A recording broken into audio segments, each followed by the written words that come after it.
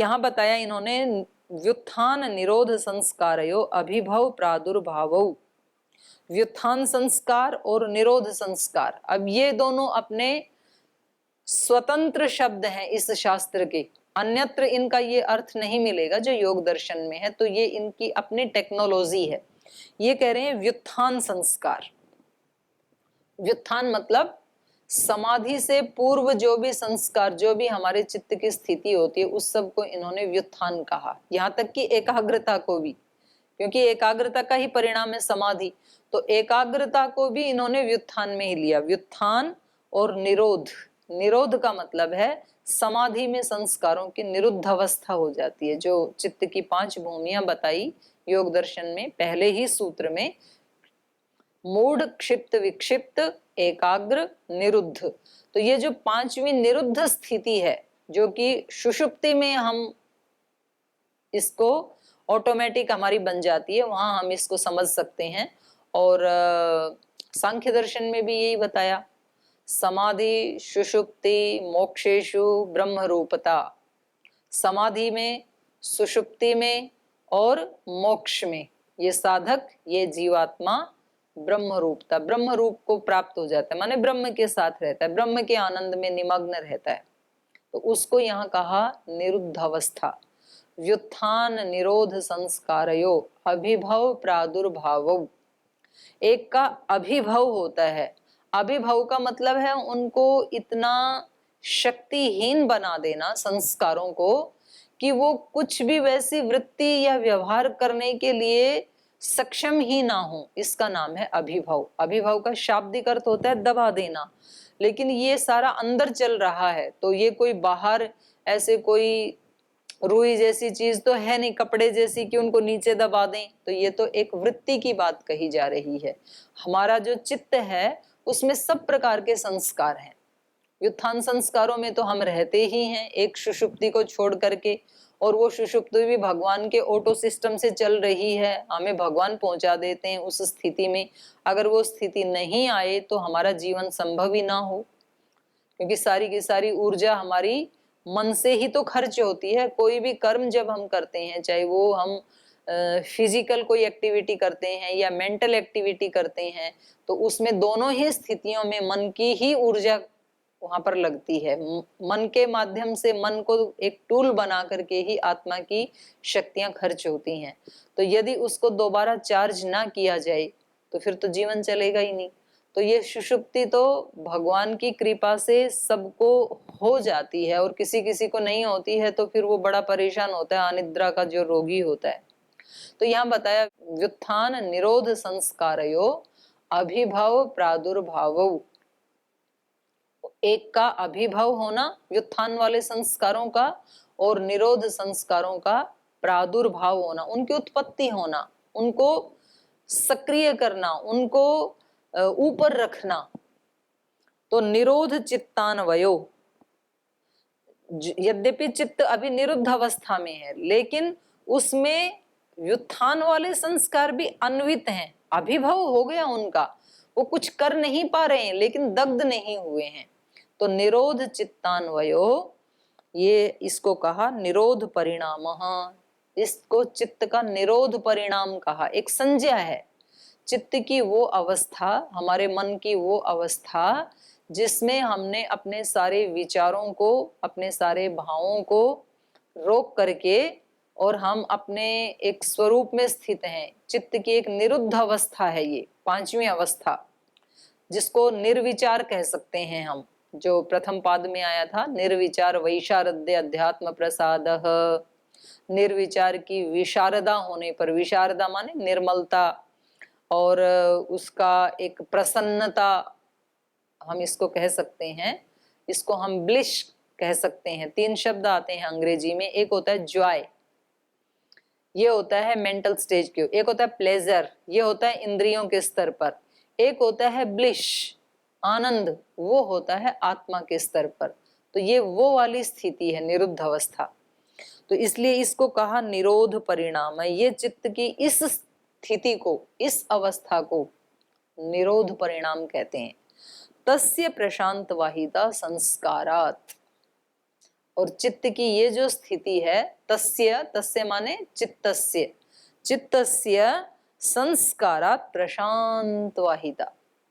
इन निरुद्ध संस्कारों के कारण, निरोध संस्कारों के कारण, संस्कारात् मतलब निरोध संस्कारात्, प्रशांत वाहिता, चित्त बिल्कुल प्रशांत हो जाता है। जैसा कि सुषुप्ति में होता है ना, ऐसा ही इस निरुद्ध अवस्था में हो जाता है। तो देखो कितनी अच्छी टेक्नोलॉजी है ये।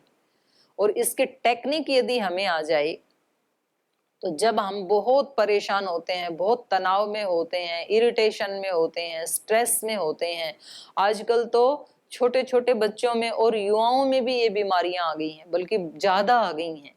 एक तरफ तो हमें गर्व है कि भारत विश्व में सबसे ज्यादा युवाओं का देश कहा जाता है, लेकिन उसमें ये दुर्भाग्य की बात है कि अभी टेंशन या स्ट्रेस की दृष्टि से दूसरे तीसरे नंबर पे भारत आ रहा है। ये बड़े दुर्भाग्य की बात है, हमारे युवा स्ट्रेस की तरफ जा रहे हैं। तो ये टेक्नोलॉजी हमारे यहाँ योग दर्शन में बताई है, और इसकी टेक्निक यदि हमें आ जाए तो हम अपने चित्त को कुछ मिनटों में प्रशांत कर सकते हैं। इन्होंने बताया तस्य प्रशांत वाहिता संस्कारात। अगर हम प्रयास पूर्वक इन निरुद्ध संस्कारों को जागृत कर लें और व्युत्थान संस्कारों का अभिभव कर दें तो हमारा चित्त तुरंत प्रशांत वाहिता हो जाएगा, प्रशांत हो जाएगा, बिल्कुल समस्याओं से मुक्त हो जाएगा। तो ये कितनी बड़ी बात है। आगे कहा सर्वार्थ तैकाग्रतयो क्षयोदयो चित्तस्य समाधि परिणामः। ये जो निरुद्ध अवस्था है, इस तक पहुंचने के लिए पहले चित्त को कैसा बनाना पड़ेगा, समाधि में ले जाना पड़ेगा। क्योंकि समाधि में ही तो, समाधि भी दो प्रकार की होती है, संप्रज्ञात और असंप्रज्ञात। तो असंप्रज्ञात जो समाधि है उसमें चित्त की निरुद्ध अवस्था प्राप्त होती है, संप्रज्ञात में भी नहीं होती है। असंप्रज्ञात समाधि में निरुद्ध अवस्था की हमें प्राप्ति होती है। तो यहाँ उसके लिए इन्होंने कहा सर्वार्थ तैकाग्रतयो। चित्त में दो पक्ष में हमारा चित्त रहता है। एक तो इस समय व्यवहार काल में, तो इस समय ये कैसे काम कर रहा है, सर्वार्थ। सर्वार्थ मतलब हम देखेंगे अपने जीवन में कभी कोई विचार आ रहा है तो कभी बिल्कुल उससे कोई दूसरा विचार, जिनका आपस में कोई कनेक्शन नहीं होता है। इसको हमारे एक स्वामी जी हैं तो वो बताते थे कि जब हम अपने चित्त के प्रति अवेयर नहीं होते हैं, जब हम बेहोशी में होते हैं, माने आंख खुली होते हुए भी बेहोशी, इसी के लिए उपनिषदों में कहा उत्तिष्ठत जागृत। तो वहां उत्तिष्ठत का जागृत का मतलब यही है कि हम जागते हुए भी सो रहे हैं। तो ऐसे बताते थे कि हमारे चित्त की ऐसी हालत होती है जैसे कि सब्जी मंडी।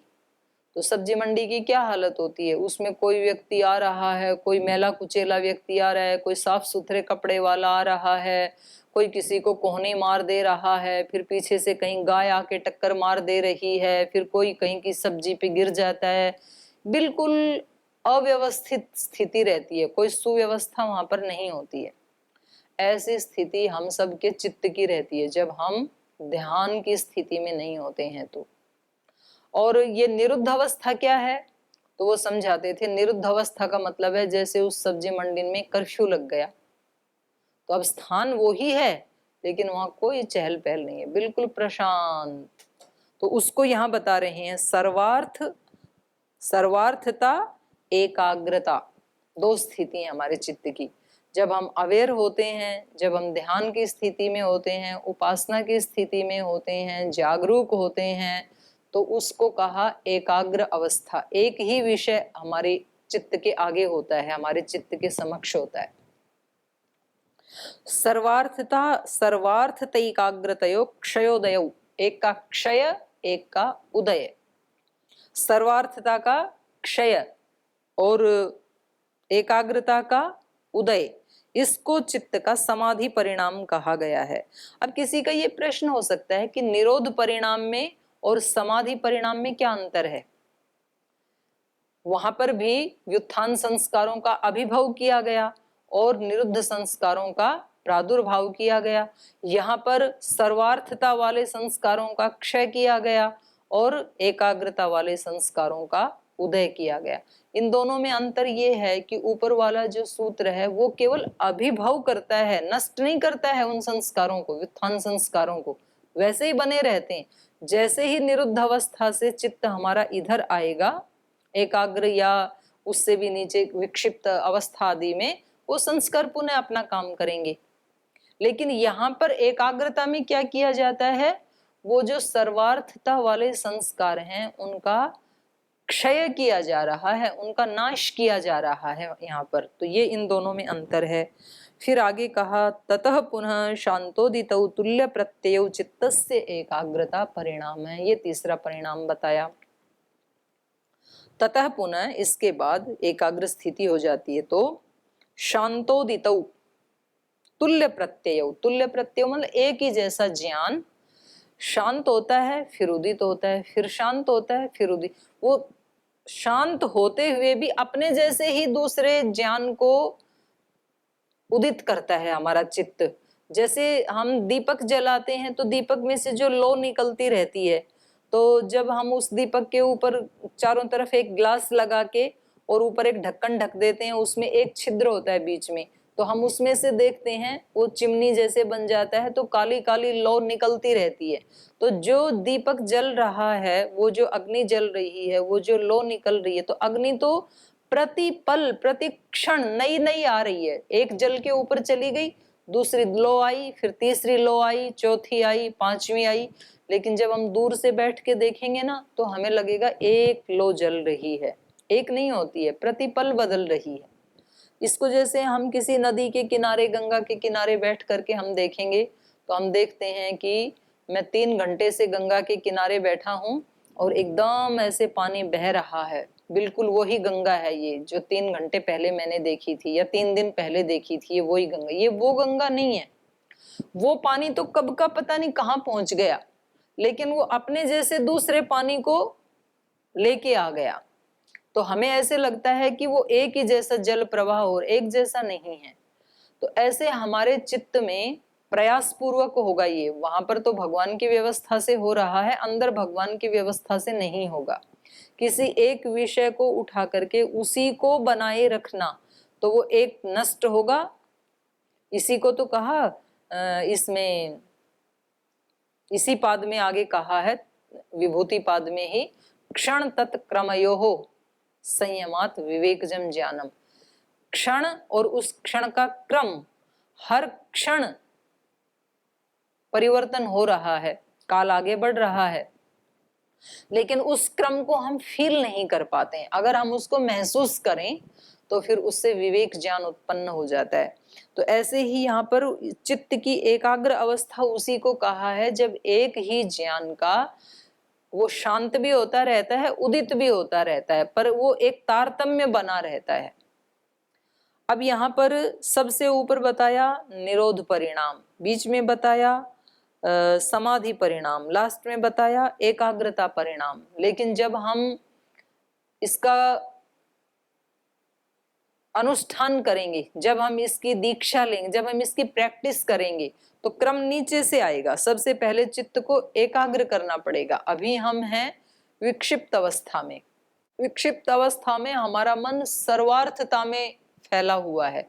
सर्वार्थता से उसको हटा करके किसी एक विषय पे हमें लगाना पड़ेगा, एकाग्र करना पड़ता है। तो उससे क्या होगा फिर, उससे फिर होगा समाधि परिणाम, क्योंकि एकाग्रता से ही हम समाधि में, संप्रज्ञात समाधि में प्रवेश कर सकते हैं। वितर्क विचार आनंद अस्मिता रूपानुगमात संप्रज्ञातः, जो प्रथम पाद में आया, उस स्थिति को हम प्राप्त करते हैं। और श्रद्धा वीर्य स्मृति समाधि प्रज्ञा पूर्वक इतरेशाम, उसके लिए हमें श्रद्धा पूर्वक उसको अभ्यास को करना पड़ेगा। और वीर्य, पूरे पुरुषार्थ से पूरे अपने आप को झोंक देना है, आलसी नहीं, मरे मरे मन से नहीं, कोई रिचुअल करना है ऐसे नहीं।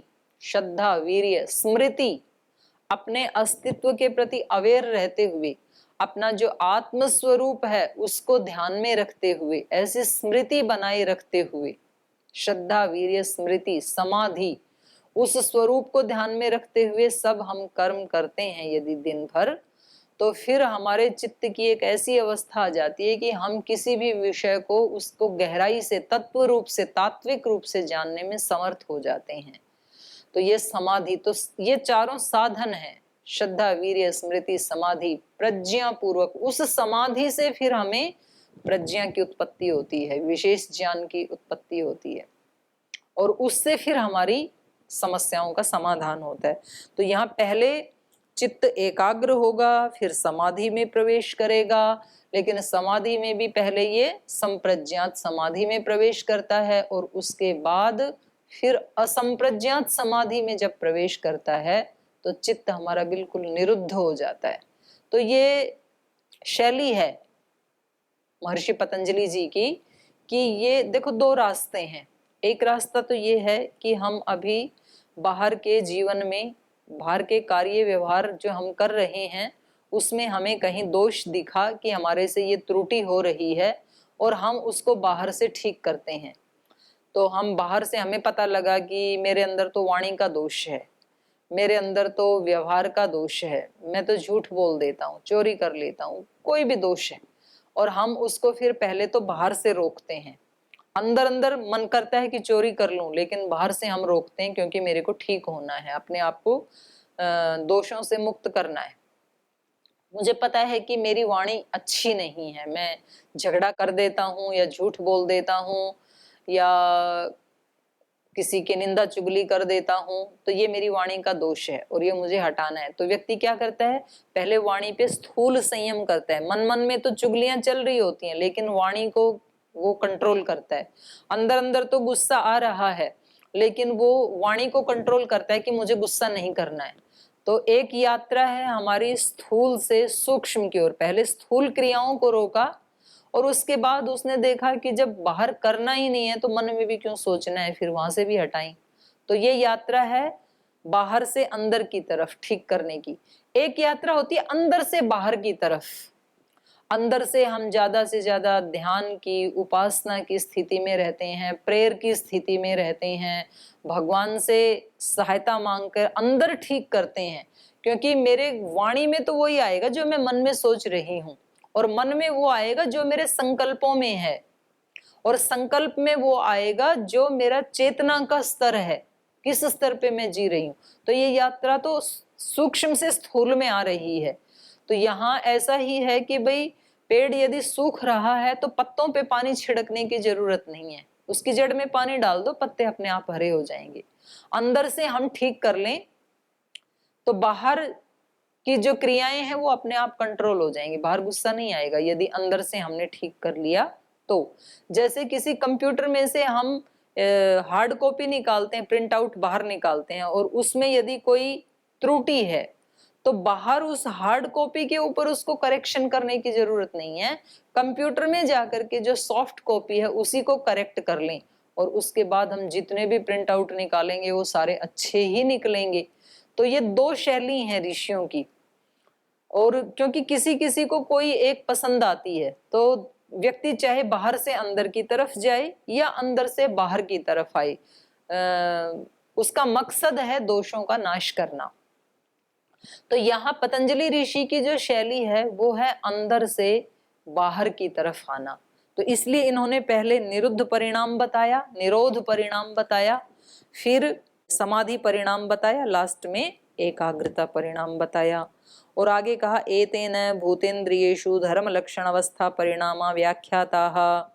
कह रहे हैं ये ऊपर के जो हमने 3 परिणाम बताए, इनसे भूत, इंद्रिय, भूतों का और इंद्रियों का धर्म लक्षण अवस्था परिणामा व्याख्याताः।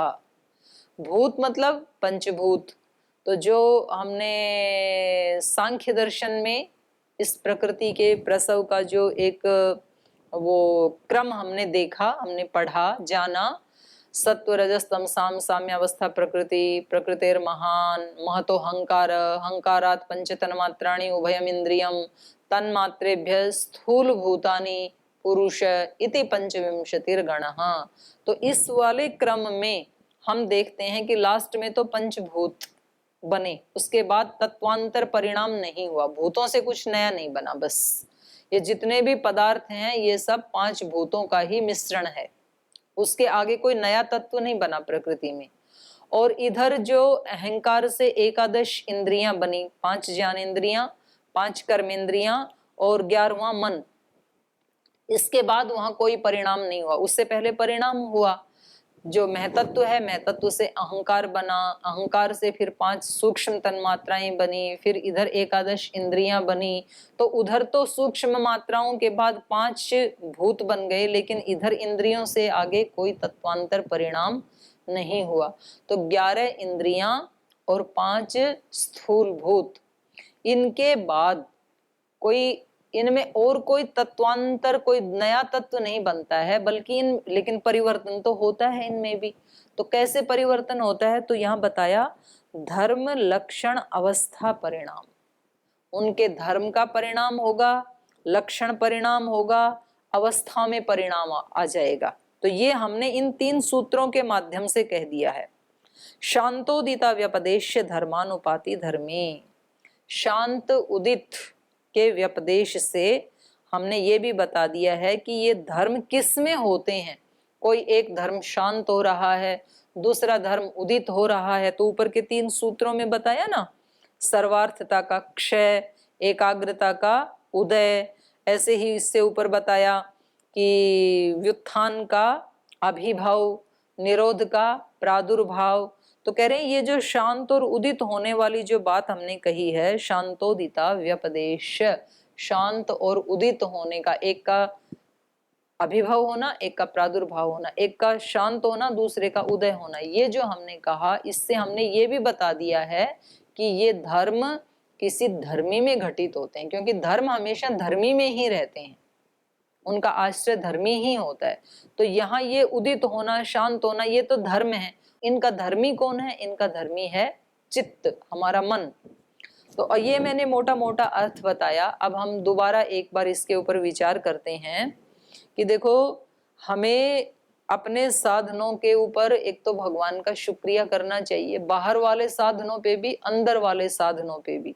लेकिन बाहर के जो साधन है और बाहर की जो क्रियाएं हैं, उनका प्रयोग हम वैसा ही कर पाएंगे जैसे हमारे चित्त की स्थिति है, हमारे मन की स्थिति है। यदि अंदर से सब गड़बड़ है तो बाहर कितना भी ऐश्वर्य क्यों ना मिले, कितना भी सुंदर शरीर क्यों ना मिले, कितनी भी अच्छी इंद्रियां क्यों ना मिले, हम उनका सदुपयोग नहीं कर पाएंगे। तो हमें अंदर वाले को देखो, हमें बाहर हम छोटी से छोटी मशीन को भी यदि सदुपयोग करते हैं तो उसको प्रयोग करने से पहले हमें एक ट्रेनिंग दी जाती है। हमें हारमोनियम बजाना है, संगीत सीखना है, तो हारमोनियम कैसे बजाना है उसकी हमें ट्रेनिंग दी जाती है। फौज में, पुलिस में भर्ती होते हैं, ड्यूटी करते हैं, तो उनको ड्यूटी करने से पहले कैसे करनी उसकी ट्रेनिंग दी जाती है। कोई व्यक्ति डॉक्टर बनता है, इंजीनियर बनता है, तो वो कैसे डॉक्टरी करेगा, मरीजों को कैसे देखेगा, ऑपरेशन कैसे करेगा, तो उनको डेड बॉडी के ऊपर पहले उसकी प्रैक्टिस करवाई जाती है।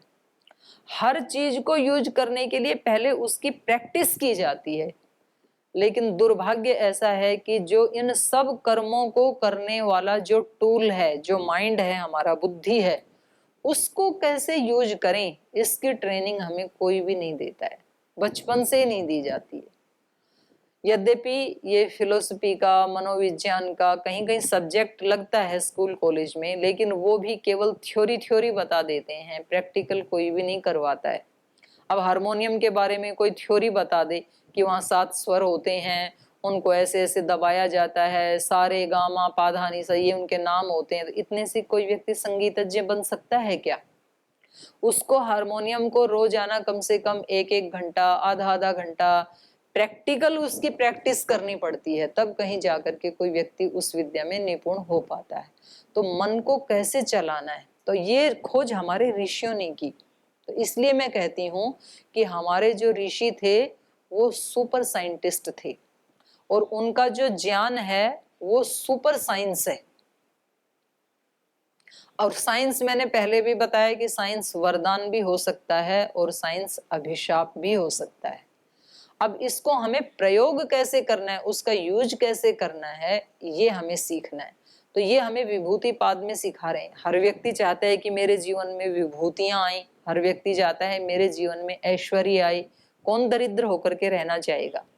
लेकिन ये जो दरिद्रता या विभूति वाली बात है, ये हर व्यक्ति के उसके अपने ही ज्ञान पर, अपने पुरुषार्थ पर, और जो भगवान की अहैतुकी कृपा से हमें जो ये शरीर और ये जो इंद्रिय आदि साधन मिले हैं, इनका सदुपयोग कैसे करना है, इसके ऊपर डिपेंड करता है। और आज तक हमें नहीं भी पता था तो कोई बात नहीं, आज तो योग दर्शन हमारे सामने है, आज तो योग का बोलबाला है। हमने देखा कि पहले जो लोग योग नहीं भी करते थे, जब से कोरोना आया, उल्टा सीधा करें, गलत करें, सही करें, कहीं बाबा जी को यूट्यूब पे देख करके करें, कहीं इंडिया टीवी पे देखें, लेकिन सब लोगों ने योग करना शुरू कर दिया। क्योंकि मौत जब सामने आती है ना, तो व्यक्ति सब कुछ करता है। बोलते हैं ना ऐसे गांव की भाषा में, मौत के सामने भूत भी नाचे। तो जो नहीं भी करते थे, बोले ये क्या योग याग हम नहीं करते हैं, वो सब अब बहुत ध्यान से बारीकी से सीखते हैं और करते हैं। ऐसे ही एक ऐसी स्थिति आज हमारे सामने कुछ तो आ चुकी है, और ऐसे ही चलते रहे तो बहुत अल्प काल में ऐसी स्थिति आने वाली है। अब जो पश्चिम के देश थे वो योग की तरफ लौट रहे हैं, आंतरिक योग की तरफ, समाधि की तरफ लौट रहे हैं। आप किसी भी आश्रम में जाके देखें, जो छोटा मोटा भी थोड़ा नाटक भी करता है समाधि का, उपासना का, ध्यान का, वहां सबसे ज्यादा फॉरेनर मिलेंगे आपको भारत वालों से भी। क्योंकि भारत वाले तो कहते हैं कि समाधि बाद में लगा लेंगे, अभी तो कुछ कमाने दो, थोड़ा ऐश्वर्य हमें प्राप्त करने दो। उनको ये नहीं पता कि इस ऐश्वर्य के साथ आंतरिक ऐश्वर्य, आंतरिक विभूति यदि नहीं जुड़ेगी तो ये सारा का सारा ऐश्वर्य तो पानी में चला जाएगा। उन लोगों को पता लग गया, क्योंकि उन्होंने भौतिक ऐश्वर्य खूब इकट्ठा किया, भौतिक सुख उन्होंने खूब पराकाष्ठा के ऊपर भोगे, और उसके बाद उनको पता लगा कि ये तो सुख नहीं दे सकते, इन्होंने तो हमारे को टेंशन में डाल दिया है, स्ट्रेस में डाल दिया है। हम बिल्कुल ऐसे हो गए हैं जो जीवन में कोई उत्साह ही नहीं रहा है। तो ये विभूति यदि हमें पानी है तो ये विभूति पाद हमारे लिए वरदान है। हम दूसरे पाद के साथ साथ इसको बहुत गंभीरता से पढ़ें। तो ये जो 14 सूत्र हैं, ये पूरे हमारे शारीरिक, मानसिक, बौद्धिक और बाहर का ऐश्वर्य, बाहर की विभूति और आंतरिक विभूति, एक वो विभूति भी दिलाएगा ये पाद जो इस संसार में सुख देगी, लेकिन मौत के समय वो विभूति छिन जाएगी। लेकिन एक वो विभूति भी ये दिलाएगा पाद हमें, ये चैप्टर हमें वो भी दिलाएगा जिसको मौत भी नहीं छीन सकती है। तो इन दोनों प्रकार के ऐश्वर्यों को, क्योंकि मुझे तो ऐसे लगता है जो मेरे को कहना था वो अभी बहुत सारा बच गया है, मैं केवल संकेत मात्र कर पाई। तो बहुत ही मैं धन्यवाद करती हूँ पूरे आयोजक मंडल का और भारत सरकार का भी, जिन्होंने ऐसा सोचा। और मुझे लगता है कि हम अपने योग दर्शन को और उसके साथ 6 दर्शन हमारे जो हैं, सांख्य दर्शन, मीमांसा, वेदांत, न्याय, वैशेषिक आदि, और इसकी तरफ ये हमारे ऋषियों की विरासत है, ये विभूति है हमारे पास। इसको हम जन जन तक पहुंचाएं, इसका हम ऐसे ही प्रचार प्रसार करें जैसे श्रद्धेय स्वामी जी महाराज ने प्राणायाम विद्या का प्रचार प्रसार किया। तो बहुत आप सबके साथ बातचीत करके आनंद की अनुभूति हुई, और कभी समय मिलेगा तो विस्तार से फिर इन सूत्रों के ऊपर हम चर्चा करेंगे। आज इतना ही, आज यहीं अपनी वाणी को विराम देती हूँ, पुनः आप सभी का धन्यवाद करते हुए। ओम शांति शांति शांति। श्री गुरुभ्यो नमः।